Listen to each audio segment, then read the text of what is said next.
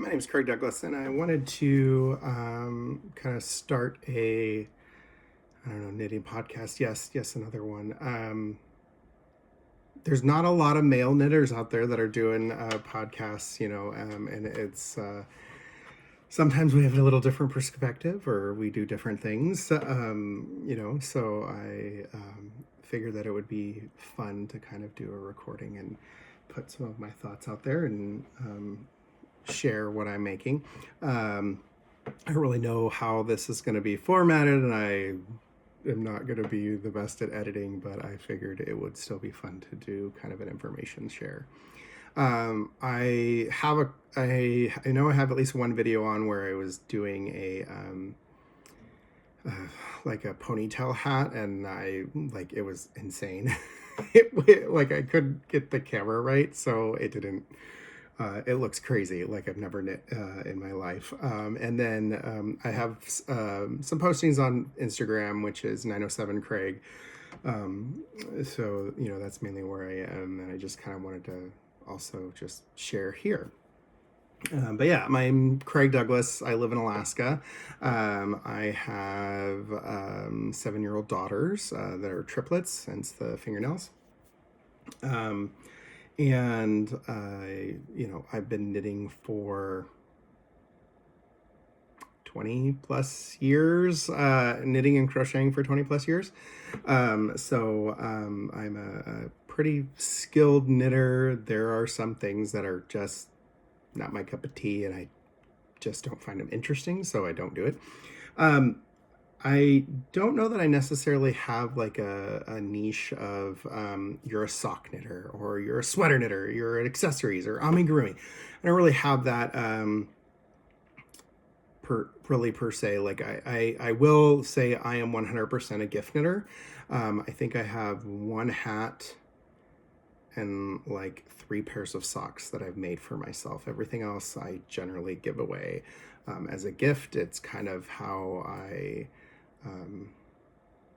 bless the person in a way, I guess. A lot of my heart goes into the knits, and so I put well wishes in it, and it makes me happy. And sometimes I may never see the person wearing them ever, but others, I'll have people tell me that they wear their socks all the time, or their favorite socks ever. So or hats. So that's primarily me as a gift knitter. But I wanted to kind of show a little bit of what I'm doing right now. It's December 1st, which means it's Advent season for a lot of folks. And, I've already started watching the YouTube's channels that I like to watch for Advent.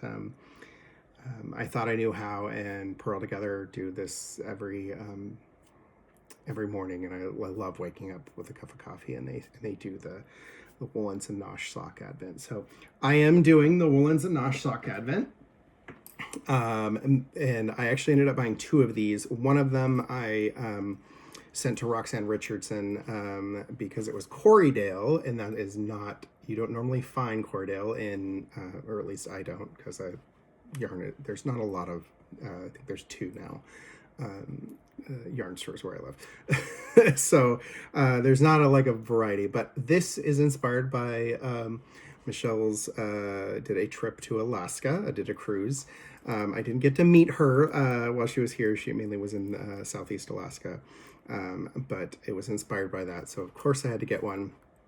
And then I got one, like I said, I gifted to Roxanne Richardson, who, if you don't know her, she's an amazing teacher, but I thought she'd like the Corriedale.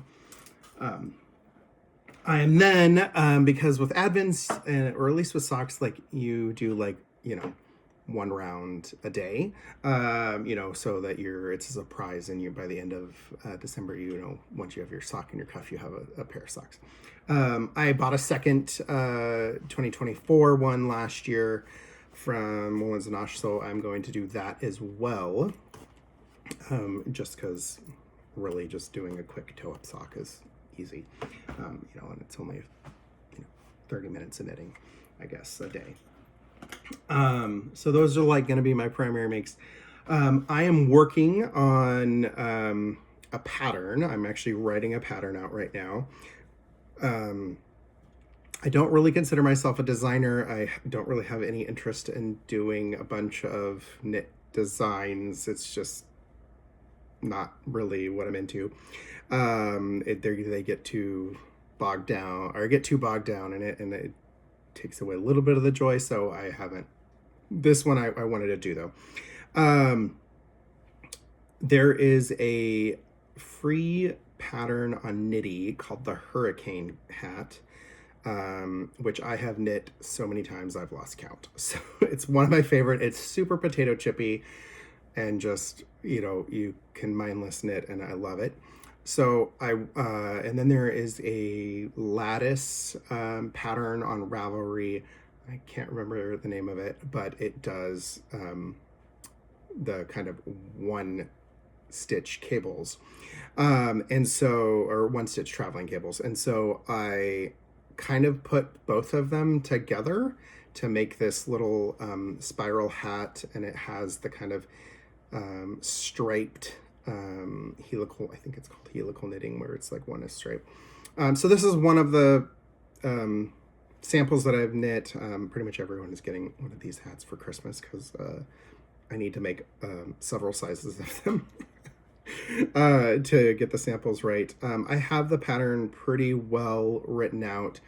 The crown decrease, it's been a little challenging. I wrote that out today. I was trying to chart it in Pattern Genius, which I have, and I'm not a pattern writer or designer, so it's a little bit off. I might handwrite some of it and then type it up, because charting it out doesn't quite factor in, like, the beginning of the round in the chart really doesn't start at the same spot in a way. This is very potato chippy. I don't knit with I don't do a stitch marker in it, because exactly when you get to the end of the round, because you've reached the other color. So you're done and you start the next one. But yeah, so there'll be more of these.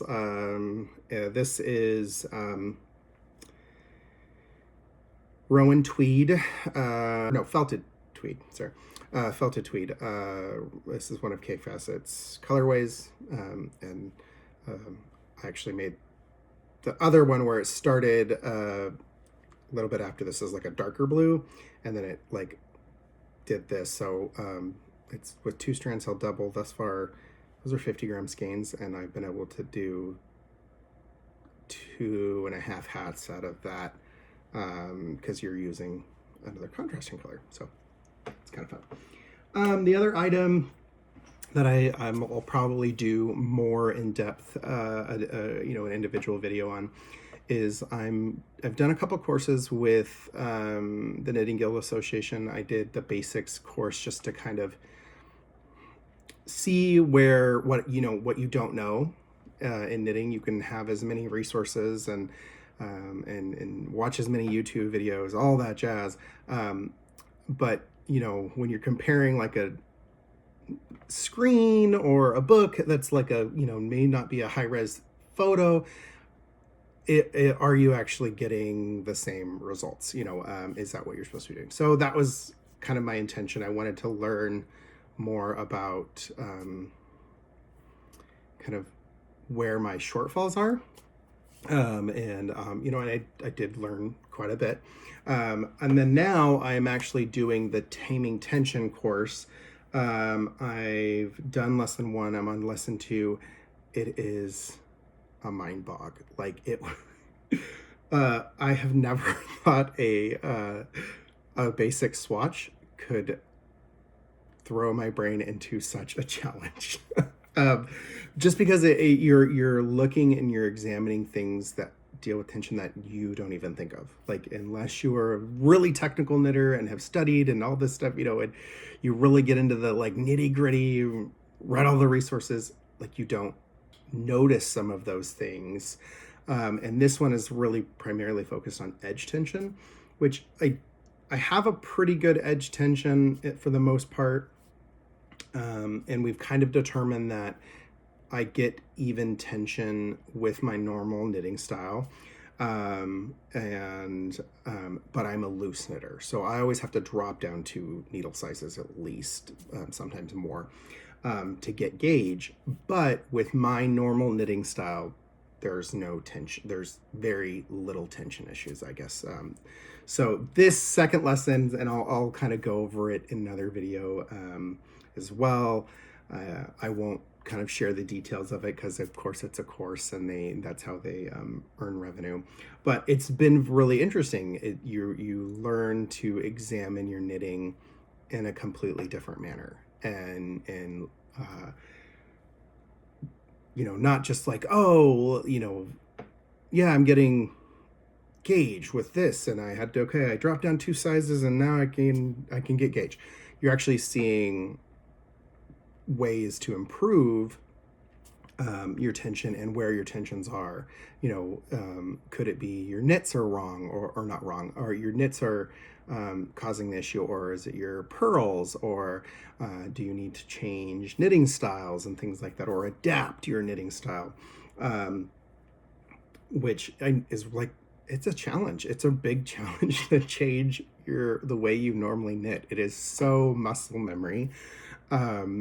And even with the recommendations that I was trying to do, it's so hard. It is really challenging to implement them because you don't want to think about your knitting. You just want to relax and knit and enjoy the time, whatever you are knitting.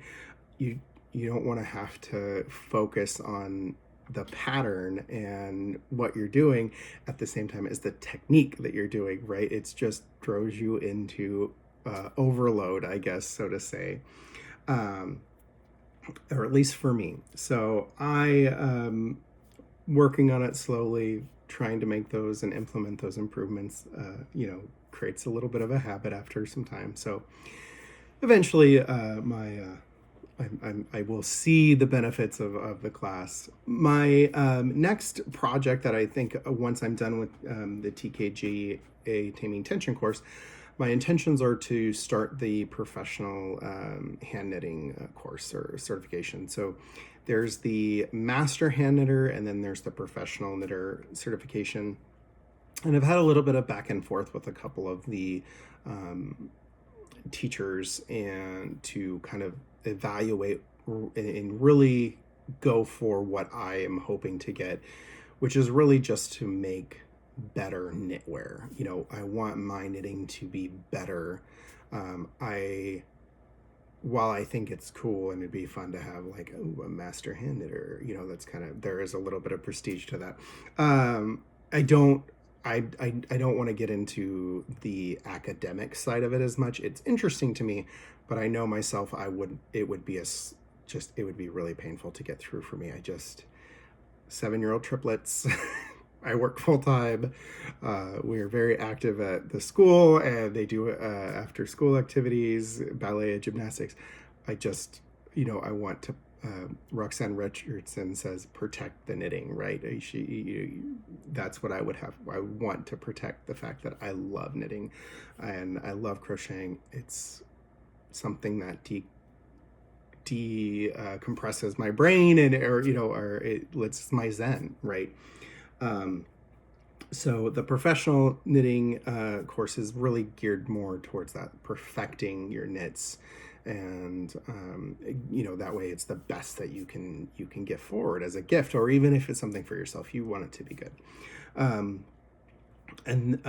So that is the goal of that. My goal also by the end of the year is to publish the pattern. I've gotten most of the adult sizes kind of sampled out and sized. And now I've got to make a couple kiddo ones, which is always a pain because it's such a small diameter. And I hate double pointed needles. They are the devil's instrument. So that is one thing that's really, I will use them like to get, when I get here, I will prefer them there. But when it comes to making an actual hat, I hate them.